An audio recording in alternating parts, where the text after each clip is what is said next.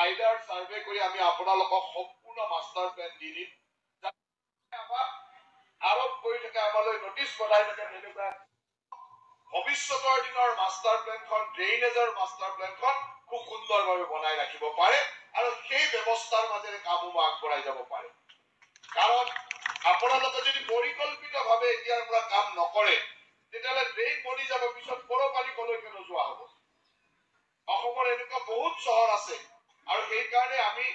town and country planning ডিপাৰ্টমেণ্টৰ জৰিয়তে সেয়াও মোৰ অধীনতে আছে আমি এনেকে চহৰবিলাকক লাইডাৰ সাৰ্ভে কৰি আমি কোন ক'ত পানী প্ৰাকৃতিকভাৱে কোনফালে দ আছিল কোনফালে পানী আগতে ওলাই গৈছিল কেনেকে নলাবিলাক নিৰ্মাণ কৰিব লাগে নলা কোনফালে গ্ৰেডিয়েন্ট থাকিব লাগিব কোনফালে স্লোপ থাকিব লাগিব এই কথাবিলাক আমি আগতীয়াকৈ সাৰ্ভে কৰি দিওঁ মই আপোনালোকক খুব কম দিনৰ ভিতৰত আমাৰ বিভাগৰ পৰা বিষয়া পঠাই দিম আৰু ইয়াত সম্পূৰ্ণ সাৰ্ভে কৰি এটা মাষ্টাৰ প্লেন প্ৰস্তুত কৰি থব যাতে ভৱিষ্যতৰ দিনৰ নলা নৰ্দমাখিনি আপোনালোকে তাৰ ওপৰত ভিত্তি কৰি বনাই গৈ থাকে আৰু চৰকাৰেও সেইটোৰ ওপৰত ভিত্তি কৰি আপোনালোকক নলা নৰ্দমাৰ অনুমোদন বা বিভিন্ন আঁচনিৰ জৰিয়তে দি গৈ থাকিব যাতে এটা সময়ত আপোনালোকে এই কৃত্ৰিম বানপানীৰ সমস্যাৰ পৰা মুক্ত চহৰ হিচাপে নিজক পৰিগণিত কৰিব পাৰে আজি অসমৰ কাৰণে দুৰ্ভাগ্য এনেকুৱা যে যিবিলাক চহৰ যিবিলাক কাম আজিৰ পৰা 25 বছৰ 30 বছৰ আগত আন আন মহানগৰ বা আন আন চহৰবিলাকত হ'ল আজি এই কাম আমি আৰম্ভই কৰিব পৰা নাই যোৱাকালি আপোনালোকে জানি আনন্দ অনুভৱ কৰিব অসমত প্ৰথমবাৰৰ কাৰণে মই ডিব্ৰুগড় চহৰত সুৱেৰেজ নেটৱৰ্ক প্ৰথমবাৰৰ কাৰণে সুৱেৰেজ নেটৱৰ্কৰ কাৰণে 8 কিলোমিটাৰৰ এটা প্ৰকল্পৰ যোৱাকালি মই শুভাৰম্ভণি কৰি আহিছো আপোনালোকে জানে যে ডাঙৰ ডাঙৰ মহানগৰ বিলাকত কাৰো ঘৰত সেপ্টিক টেংকি নাথাকে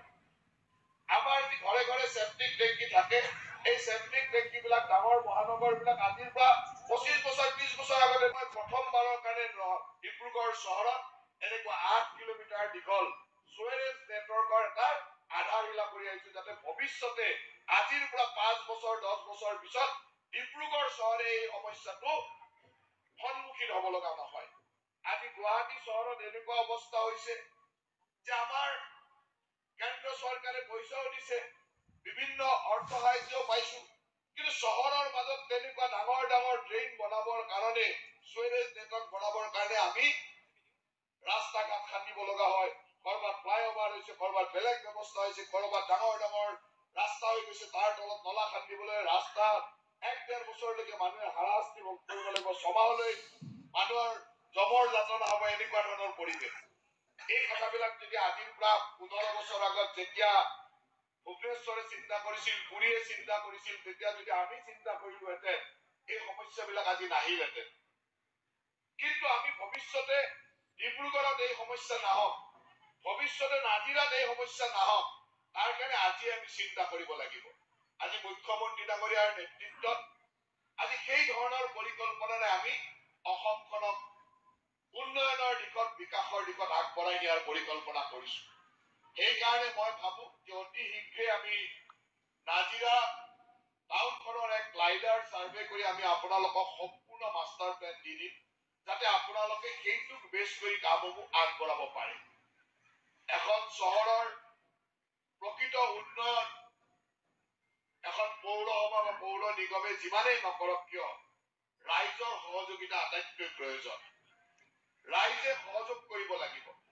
জনপ্ৰতিনিধিয়ে যেনেকে আশা কৰিব সেই ধৰণে ৰাইজৰ অন্তৰংগ বা সম্পূৰ্ণ সহযোগিতা লাগিব নাজিৰাবাসী ৰাইজে আজি সহায় কৰিছে কাৰণে পৌৰ নিগমে এই কথাবিলাক আগবঢ়াই নিয়াৰ চেষ্টা কৰিব পাৰিছে মই ভাবো নাজিৰাবাসী ৰাইজৰ সহায় সহযোগত আমি ভৱিষ্যতৰ দিনৰ পৰিকল্পনাবিলাক এনেকে কৰিম যাতে এখন সুন্দৰ চহৰ আৰু অসমৰ এখন অতি পুৰণি চহৰ কিন্তু তাত পাবলগীয়া থাকিবলগীয়া বহু সুবিধাই আমাৰ নাই আমি এই সুবিধাবিলাক পৰিকল্পিতভাৱে কৰিব লাগিব আৰু মই ভাবো যে আপোনালোকে এখন ভাল পৌৰসভা পাইছে আমাৰ চিডিচি ডাঙৰীয়ানীও নতুন হৈ আহিছে আৰু এই অঞ্চলত সুন্দৰভাৱে কাম কৰি সেই কামবিলাকক আগবঢ়াই নিব